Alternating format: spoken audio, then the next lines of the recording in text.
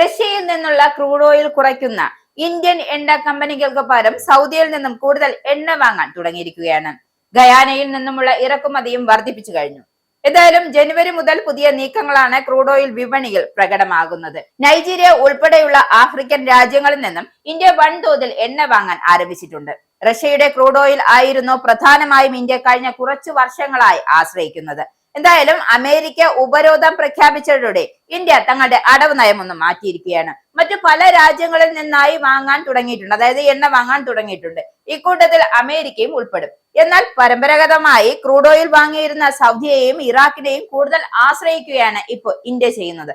കാരണം റഷ്യയെ ആശ്രയിക്കുമ്പോൾ മാത്രമാണ് അമേരിക്കയ്ക്ക് ഒട്ടുമിക്ക പരാതിയും വരുന്നത്. അപ്പോ ചെറുതായി ഇന്ത്യ ഒരു അടവ് നയം മാറ്റിയിരിക്കുകയാണ്. റഷ്യയിൽ നിന്നും വാങ്ങുന്ന ക്രൂഡ് ഓയിൽ അളവിൽ 3% ഇന്ത്യ കുറവ് വരുത്തിയിട്ടുണ്ട്. പകരം ഗയാനയിൽ നിന്നും 2 വർഷത്തിനിടെ വീണ്ടും ക്രൂഡ് ഓയിൽ വാങ്ങാൻ വേണ്ടി തുടങ്ങി എന്നതാണ് എടുത്തു പറയേണ്ടി വന്ന ഒരു മാറ്റം.